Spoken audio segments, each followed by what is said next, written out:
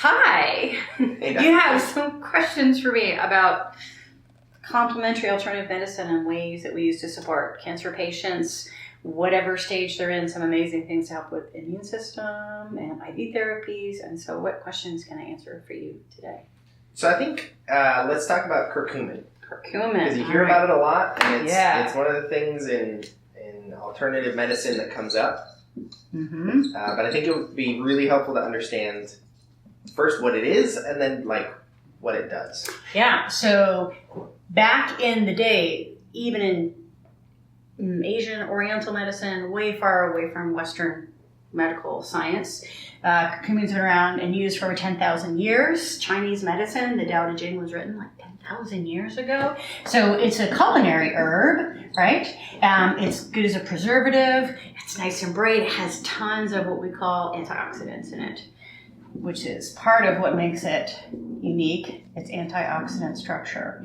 And then when we've done all this research, more importantly, about how it shuts down inflammation, the heart of a lot of the primary and secondary effects of what's going on with cancer cells that are rapidly dividing is inflammation. It perpetuates that cycle, and it helps the spread and metastasis of cells to other sites. So inflammation tends to be driven by certain factors. TNF alpha is one of them, TNF beta, right? And these promote inflammation. So in a nutshell, we love turmeric curcumin because it shuts down the effect of some specific pro-inflammatory substances and therefore acts as an anti-inflammatory very safely. Mm-hmm. The only case you might want to be careful when you're using not just only these, but any anti-inflammatory is if, say, you're using a strategy in chemo that is trying to destroy cells, cancer cells, through promoting inflammation. You just have to time out when you then do what we call like rescuing and bring in all the anti-inflammatory properties. Got it. Yeah. So how does inflammation affect cancer, or why is curcumin's connection to inflammation helpful for a cancer patient? Excellent question. So let's just say that we have a pen. Here we go.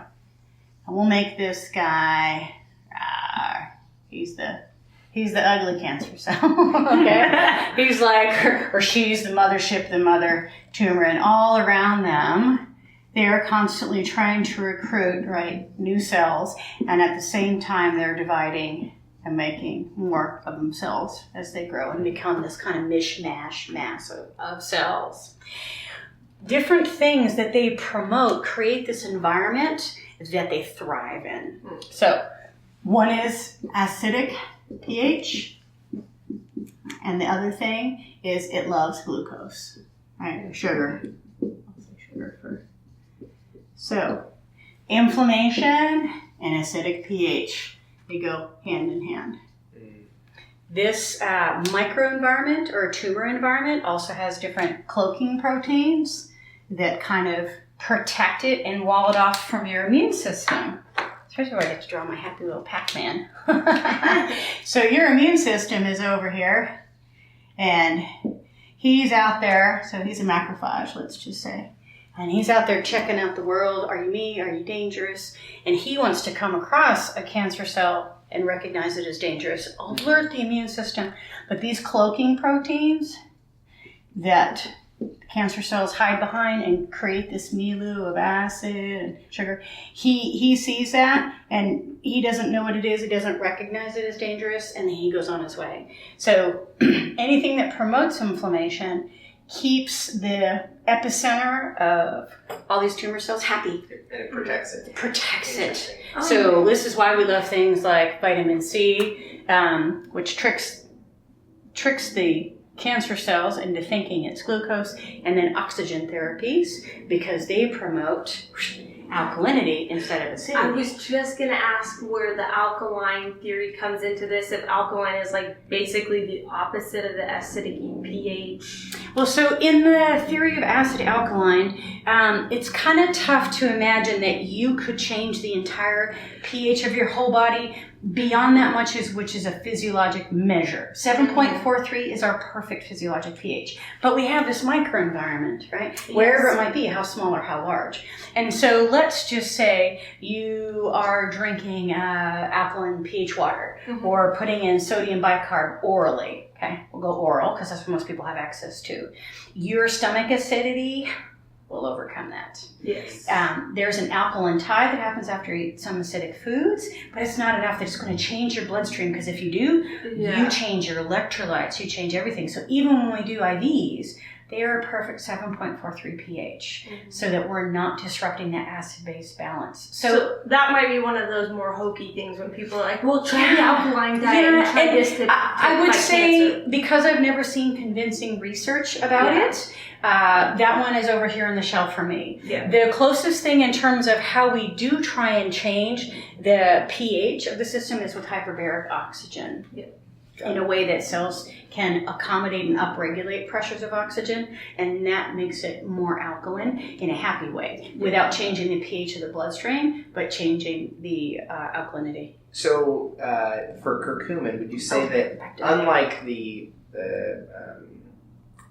alkalinity issue that you put on the shelf, would you say curcumin is well studied? Yes. Is great evidence behind it, or one of those theories? Yeah, no, not a theory. I'd give this one like a good 4+. I think of things like 1 to 4 in terms of studies. Yeah. So our gold standard is double-blind, placebo-controlled, right? Yep. DBQCs.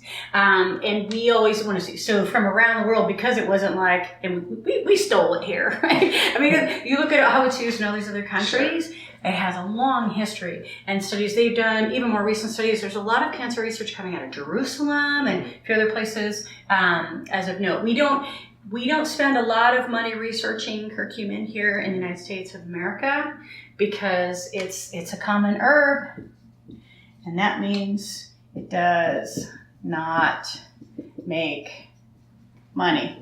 So here's how they're changing the face of that. Can I get political for 3 seconds? Do it. All right. So this is curcumin. We used to be able to get IV, right? Bam. Means for all those people out there who don't, we put it in a bag. Right? It drips down, and you have your arm. There you are. Okay. Yes. And we could give it to you via IV. We've had it in a good concentration, available for use. We use it here in America. They use it in Canada, around the world. Just last month, the FDA pulled IV curcumin. We can no longer use it. FDA. And the reasoning? They gave no reasoning. There was no bad batch that killed people. There was no question about supply. Nothing. Guess what's coming March 2020? A new IV drug. That's curcumin.